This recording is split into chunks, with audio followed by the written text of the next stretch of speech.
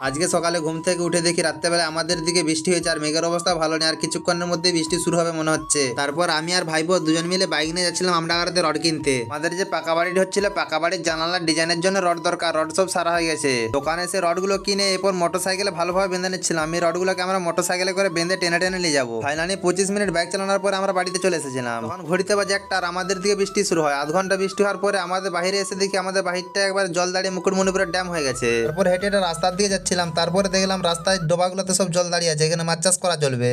আজকে সকালে ঘুম থেকে উঠে দেখি রাত্রেবেলা আমাদের দিকে বৃষ্টি হয়েছে আর মেঘের অবস্থা ভালো নেই আর কিছুক্ষণের মধ্যে বৃষ্টি শুরু হবে মনে হচ্ছে। তারপর আমি আর ভাইপো দুজন মিলে বাইক নিয়ে যাচ্ছিলাম আমডাঙ্গাতে রড কিনতে। আমাদের যে পাকা বাড়িটি হচ্ছিল পাকা বাড়ির জানালার ডিজাইনের জন্য রড দরকার, রড সব সারা হয়ে গেছে। দোকানে এসে রডগুলো কিনে এরপর মোটর সাইকেলে ভালোভাবে বেঁধে নিচ্ছিলাম। আমি রডগুলোকে আমরা মোটর সাইকেলে করে বেঁধে টেনে টেনে নিয়ে যাবো। ফাইনালি 25 মিনিট বাইক চালানোর পরে আমরা বাড়িতে চলে এসেছিলাম। তখন ঘড়িতে বাজে একটা আর আমাদের দিকে বৃষ্টি শুরু হয়। আধ ঘন্টা বৃষ্টি হওয়ার পরে আমাদের বাইরে এসে দেখি আমাদের বাহিরটা একবার জল দাঁড়িয়ে মুকুটমণিপুরের ড্যাম হয়ে গেছে। তারপর হেঁটে হেঁটে রাস্তার দিকে যাচ্ছিলাম, তারপরে দেখলাম রাস্তায় ডোবাগুলোতে সব জল দাঁড়িয়ে আছে, এখানে মাছ চাষ করা চলবে।